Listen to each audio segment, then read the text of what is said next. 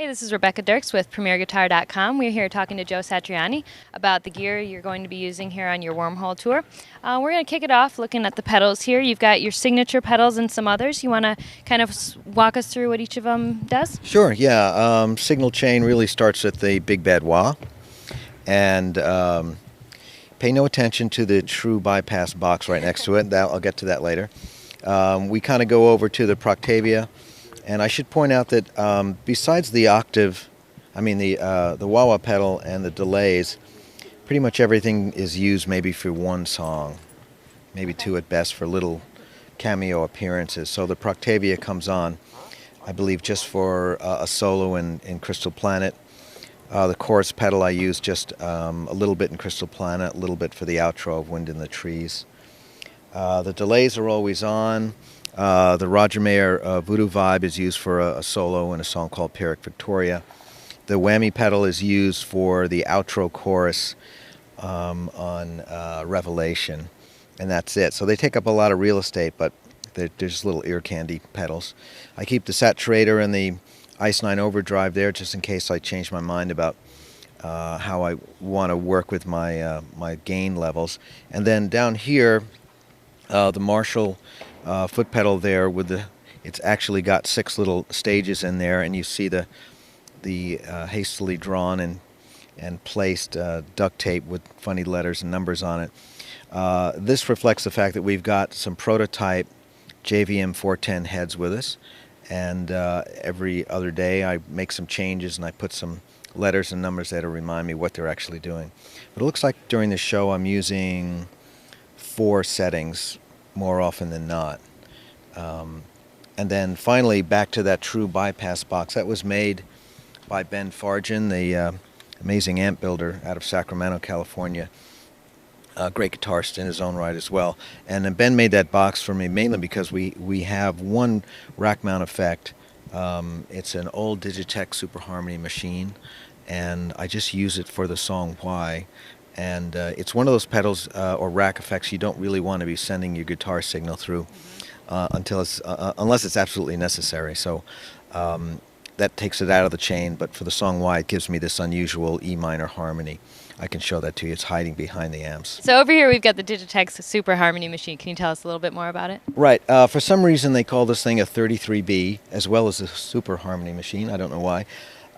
This goes back to late 1980s. I used it for a vocal performance on a song called Strange on the Flying in a Blue Dream album. And it's got some funny little programs where you can pick a key or a chord. In this case, we're in E-flat minor, and whatever note you play in the key of E-flat minor, it harmonizes it with notes that it believes supports E-flat minor. So it's not scalar, it's built on chord harmonies. And I wound up using it for the song Why that came out on the Extremist album. And you really can't play that song unless you have this thing. So luckily I have 2 of them. They're still working, and we keep them back here safe and sound, and they're sitting on top of a Furman power conditioner.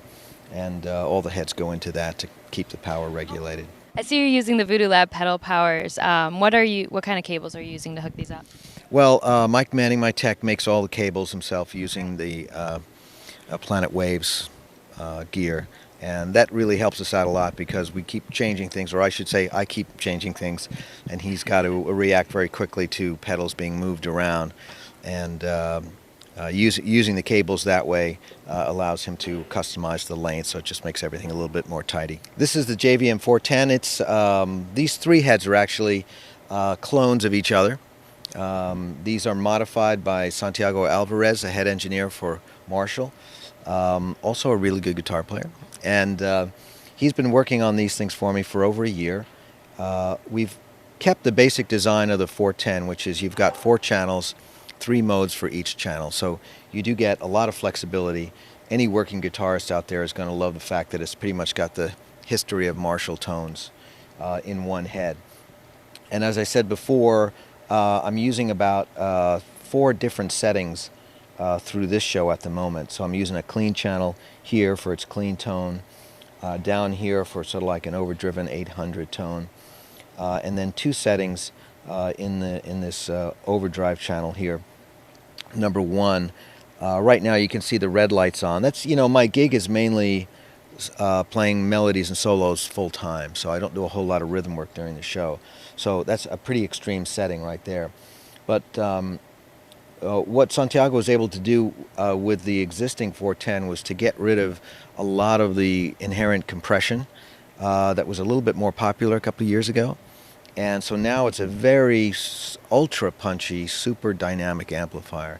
He got it way more quiet, and we got rid of the reverbs, and we put in 4 noise gates, one for each channel. We reshaped the resonance and the presence controls so they would be a lot more friendly for me, basically.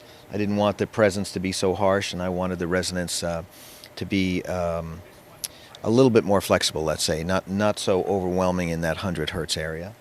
And other than that, I'm using just one head during the show and 2 cabinets. We keep a half stack for guests. John Petrucci was playing through that one the other night in New York City. And a spare head as always, just in case something gets finicky with this one. What tubes are in those?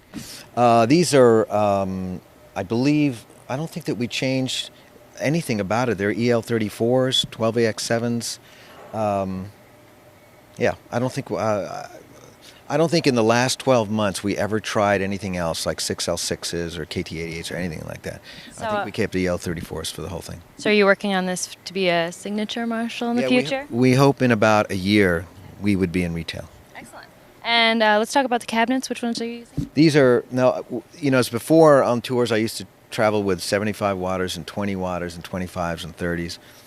And I finally figured out it's a better idea to go with your straight ahead 1960B cabinets and tune the heads, so to speak, so that wherever you go in the world, you're going to find this cabinet. This is the most prevalent cabinet for Marshall. And so I've been really liking this cabinet a lot more than in past where I had a softer sound.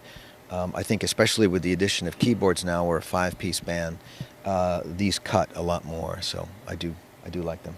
And what speakers do you have in them? They should be 80-watt speakers. And what are you miking the cabs with? That changes every day. And I haven't, you know, today is different. What do we got here? Well, I don't know. I wouldn't touch them. I think Russell is always looking for 2 things. He's looking for width and he's looking for bite. And so he's going to mix that from time to time during the show. And so over here we have just a couple things for your acoustic rig, right? That's right. Tuner, the wet reverb pedal, and the radial DI, and the Ibanez JSA acoustic just runs right into that. We use that for the song Andalusia. We have my little PV Mini Colossal. This we use only for the harp mic, for the harp solo in Big Bad Moon. And I believe that takes the direct out. Let's look at the guitars you're using. Yeah, this is one of the 2 prototypes that I had when developing the JS 2400. So 24 frets instead of the usual 22, extra cutaway, new single coil style pickup in here by DiMarzio, and a Mojo here in the bridge position. And it pretty much functions like the JS 1000s, except in this particular case, besides all the stuff I mentioned, the body is alder. It's got a Babinga stripe in the neck, and it's orange. I wanted to get it to look like this 73 Camaro that was painted in a Hugger orange color. And we decided not to put in the stripe, the white stripe. But it came out looking a little bit like Halloween candy. So we just figured not many people would want to buy an orange guitar. But because it's alderwood, which is a little different than what I usually use, it has just maybe 2% extra, maybe warmth to it or something. Doesn't cut as well, but it's a little fatter sounding. And it was done down at the LA Custom Shop. I kind of brought it along just because I still wanted to try to figure out if I really liked it. But I think we made the right decision in going with sticking with basswood and taking out the Babinga stripe. I think it ultimately is a bit more musical sounding. The production models are, and this one will just wind up being an oddity eventually. Now, why did you go with the rail style pickup instead of a regular humbucker? Well, the problem is that I've always found with 24 fret guitars is that when you take this whole ensemble here of pickup and pickup ring and you put it here, it actually winds up moving your prime position back towards the bridge, not where it was originally placed. Let's say if you bought a Les Paul or something like that. And the tone suffers. And that neck pickup sound, I think, is so important for all guitar players. I certainly use it a lot in my music. And I just thought, well, I'm not going to give up that sound just to get 2 extra frets, you know. Sure. So I brought it to those guys. What could we do to solve that problem? And what we come up with is the realization that you really don't need a whole lot of wood after that last fret. Usually they put in, you know, a generous amount, the same amount as you would have for another fret being there. And then you add the ring to this, and this whole section would be back here. Completely different tone. So this allows us here to get this pickup here right where a humbucker's main range of picking up the sound would be. And it really makes the pickup function incredibly well. It sounds like a high-powered Strat, and you can, you know, dial it down and put the high-pass filter in there, and you do get a really beautiful Strat tone. So here we are with my main guitar. It's the Production JS2400. This is my favorite axe, and did a lot of work on the new album with this guitar. And as you can see, it's pretty much like a JS1000, except we've had the new cutout, the extra 2 frets, the change in the pickup, and but all the other cool things that make the JS guitar sound great are in there. And the neck is just super playable. It's just so nice. It's a great combination of vintage and modern stylings. And then over here, I couldn't do without the JS1200. This one also, this 1200's a bit modified because we put a Sustainiac pickup in here. And I use that on a couple of songs on the new record. Live, I'm using it for, let's see, the song Why. Using it just in regular single coil tone. The Sustainiac guys, they make a really nice single coil tone, so that's why we went with that over the Sustainer. And then Wind in the Trees, a solo, actually uses the Sustainer, and you can pick sustain in the low, mids, or high frequencies. And that's fun to play with. It's really great, very liberating. And of course the neck and the body, the wood, look at those chunks, look at that. That makes a guitar worth playing right there. You know, it's identical to the 2400, and so the playability is there, and it's the same neck that's on the 1000s. It's a great guitar, and it's beautifully red. This was a prototype that we started working on this guy maybe 6-7 years ago, and none of them ever really worked out. And then Steve Blucher sent me some new pickups from DiMarzio, and suddenly the guitar came to life. I used it on the Experience Hendrix tour last March. We put a maple neck on here, and right now it's sort of like a backup live radio show guitar, and it's become Mike Keneally's warm-up guitar. Even though he doesn't play guitar on tour, he warms up on guitar and then goes out and plays keyboard, so go figure that out. Anyway, this is a beautiful color. This was going to be the JS1200 color until we all decided red was better. But I think blue is coming. Just recently tuned the beautiful JSA acoustic. This guitar, you know, what we tried to do with this guy was to make a beautiful sounding acoustic guitar. We didn't put any extra holes anywhere, so it's a fully functional acoustic guitar. And then hidden in there is the Eclipse system by Fishman, sorry. And it's really great on stage. It allows me to get that total acoustic tone and playability without worrying about the crazy feedback and the squeals and all that. And it's so black. How much blacker can you get than that? Look, we can see ourselves in there. Look at that. Yeah. You look marvelous. So how does what we just saw differ from what you use with Chickenfoot?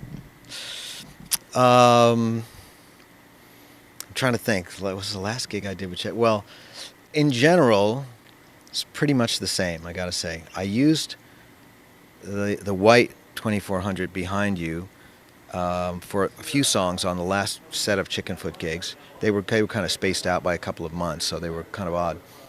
I was toying around with that overdrive 1 channel in a different way. Like the very last gig we did, I believe I turned the amp up much louder and turned the gain down by half. to see what it would be like to drive the power amp more and use the preamp distortion less. And it was a lot of fun. We were playing up in, or down in Cabo Wabo, so it was a very small environment. But it was really nice to hear the amp open up. It's funny, you get rid of the buzz, but you get more sustain. But it sounds clearer, so it sounds more vintage-like. Marshalls always have that ability, which is amazing about their design. But it is loud. I mean, you're talking 114 dB starting point, you know what I mean? So it's truly rock music right at that point. And then I think on the very last show we did, or maybe it was Palm Springs or something, I had just taken receipt of the very first 410 that was modified, and I did a show with that, and I really loved it as well. Because the earlier tours I had no noise gate, and although you don't really hear the hiss like on the live DVD at all, you do hear it on the stage. It's sort of coming back at you from the monitor, so it can be a bit disconcerting. Speakers were, I think we had one 1960 cabinet, and maybe we had some others. Mike, did we change that?